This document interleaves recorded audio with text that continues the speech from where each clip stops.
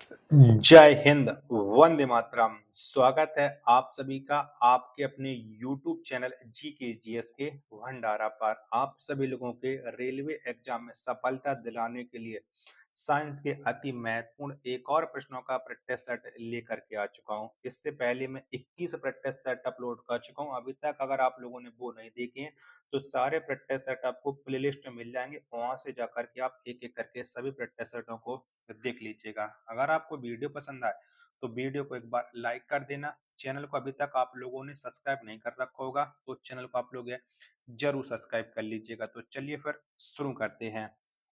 तो पहला प्रश्न आपके सामने आ जाता है कि आरएनए का मुख्य कार्य है, तो बताओ क्या है।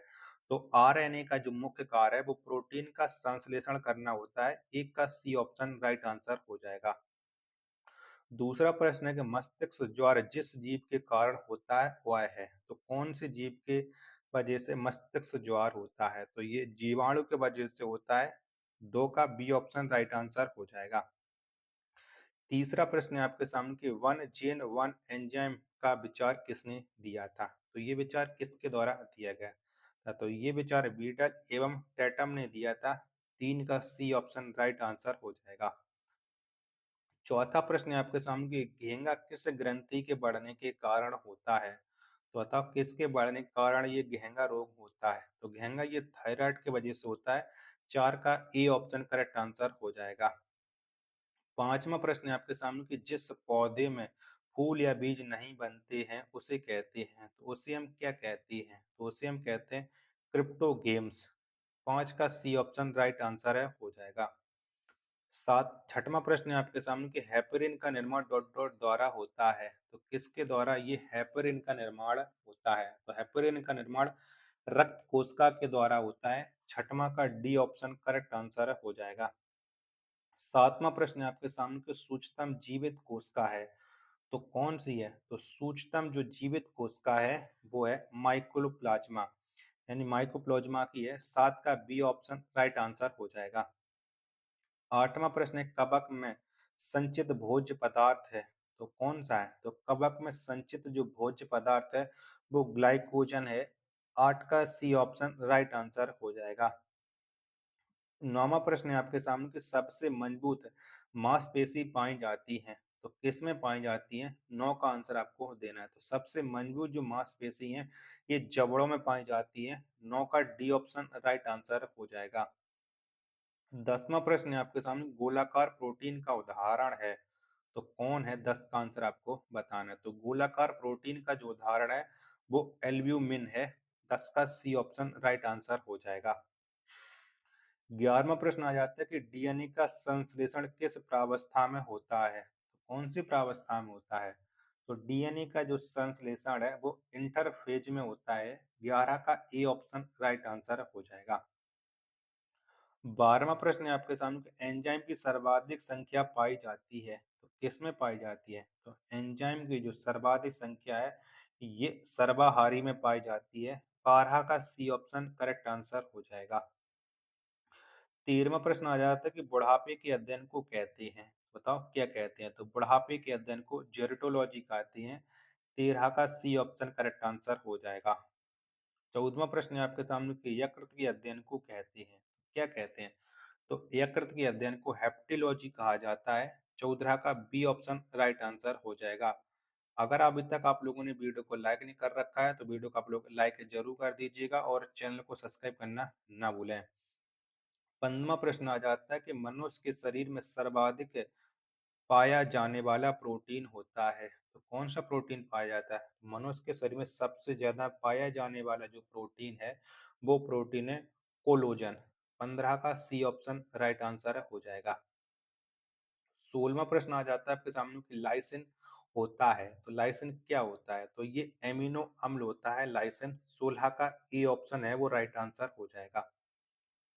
17वां प्रश्न आ जाता है आपके सामने कि लाइकेन में पाया जाने वाला शैवाल प्रायः होता है। बताओ कौन सा होता है। तो लाइकेन में जो शैवाल पाया जाता है वो नीला हरा होता है, यानी 17 का सी ऑप्शन राइट आंसर हो जाएगा। 18वां प्रश्न है आपके सामने कि अधिकांश एंटीबायोटिक दवाइयां बनती हैं तो ये किसके वजह से बनती हैं? 18 का आंसर। तो अधिकांश एंटीबायोटिक दवाइयाँ ये बैक्टीरिया से बनती हैं। 18 का सी ऑप्शन राइट आंसर हो जाएगा। 19वां प्रश्न है कि यकृत किस रूप में भोजन को संचित रखता है? तो बताओ किसके रूप में संचित रखता है? तो यकृत तो ये भोजन है, एक ग्लाइकोजन के रूप में संचित रखता है। 19 का बी ऑप्शन राइट आंसर। 20वां प्रश्न है केसिन प्रोटीन का सबसे अच्छा स्रोत है। तो केसिन किसका सबसे अच्छा स्रोत है? 20 का आंसर। तो ये दूध का है, ए ऑप्शन करेक्ट आंसर हो जाएगा। 21वां प्रश्न आ जाता है कि तंत्रिका तंत्र के अध्ययन को कहते हैं। तो क्या कहते हैं? तो तंत्रिका तंत्र के अध्ययन को न्यूरोलॉजी कहा जाता है। 21 का सी ऑप्शन राइट आंसर हो जाएगा। 22वां प्रश्न आ जाता है कानों में कुल हड्डियों की संख्या है।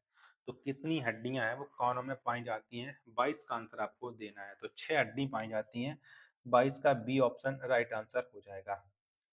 23वां प्रश्न है आपके सामने कि चेहरे में कुल हड्डियों की संख्या है। तो कितनी हड्डियां हैं वो चेहरों में पाई जाती हैं? 23 का आंसर आपको देना है। तो 14 हड्डियां पाई जाती हैं।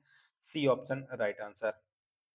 24वां प्रश्न है आपके सामने कि सिल्क प्राप्त की जाती है। तो सिल्क किससे प्राप्त की जाती है? तो सिल्क ये कोकून से प्राप्त की जाती है। 24 का ए ऑप्शन राइट आंसर हो जाएगा। 25वां प्रश्न है कि जंतु जगत का सबसे बड़ा वर्ग है। तो कौन सा है? तो जंतु जगत का जो सबसे बड़ा वर्ग है वो आर्थ्रोपोडा है। 25 का बी ऑप्शन राइट आंसर है हो जाएगा। 26वां प्रश्न आ जाता है कि पौधों का प्रजनन अंग है। तो कौन सा है? पौधों का जो प्रजनन अंग है वो फूल है। 26 का सी ऑप्शन राइट आंसर हो जाएगा। 27वां प्रश्न है कि किस रोग में रक्त का थक्का नहीं बनता है? तो कौन से रोग में नहीं बनता है? तो हीमोफीलिया रोग में रक्त का थक्का नहीं बनता है। 27 का बी ऑप्शन राइट आंसर हो जाएगा। 28वां प्रश्न है आपके सामने कि शरीर में ऑक्सीजन की पूर्ति किसके माध्यम से होती है? तो किसके माध्यम से होती है? तो शरीर में ऑक्सीजन की पूर्ति ये लाल रक्त कोशिकाओं के माध्यम से होती है। 28 का ए ऑप्शन राइट आंसर हो जाएगा। जब तक आप लोग वीडियो को लाइक कर दीजिएगा, तब तक हम आप सभी लोगों के लिए प्रश्न संख्या 29 लगाते हैं। 29वां प्रश्न आ चुका है आपकी स्क्रीन पर कि प्रजनन संबंधी सूचना एकत्र रहती है। तो किसमें एकत्र रहती है? तो ये डीएनए में एकत्र रहती है। 29 का ए ऑप्शन राइट आंसर हो जाएगा। 30वां प्रश्न है कि थार मरुस्थल में किस प्रकार की वनस्पति उगती है? तो थार मरुस्थल में जीरोफाइट्स वनस्पति उगती है। 30 का बी ऑप्शन करेक्ट आंसर हो जाएगा।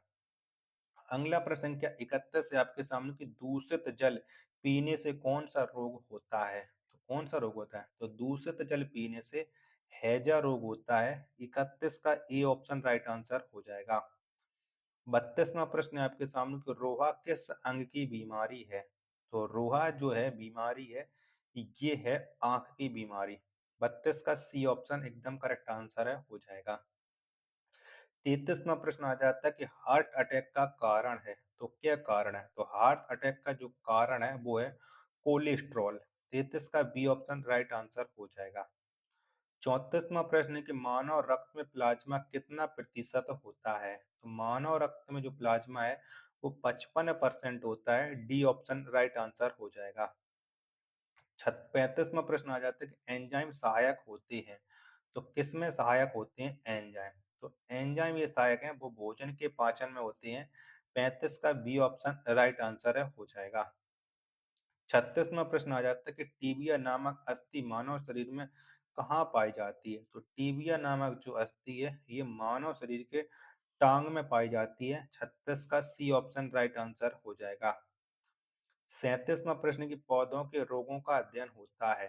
तो किसमें होता है? तो पौधों के रोगों को जो अध्ययन है वो रोग विज्ञान में होता है। 37 का बी ऑप्शन राइट आंसर हो जाएगा। 38वां प्रश्न है कि पिट्यूरी ग्रंथि स्थित होती है। तो कहाँ स्थित होती है? तो पिट्यूरी ग्रंथि है ये मस्तिष्क में स्थित होती है। 38 का ए ऑप्शन राइट आंसर है हो जाएगा। 39वां प्रश्न है कौन सा विटामिन दूध में नहीं पाया जाता है? तो इनमें से कौन सा विटामिन नहीं पाया जाता है? तो विटामिन सी है ये दूध में नहीं पाया जाता है। 39 का सी ऑप्शन राइट आंसर हो जाएगा। 40वां प्रश्न आ जाता है कार्बोहाइड्रेट्स में आते हैं। बताओ क्या आती हैं? तो कार्बोहाइड्रेट में स्टार्च और शर्करा आती हैं। 40 का डी ऑप्शन राइट आंसर हो जाएगा।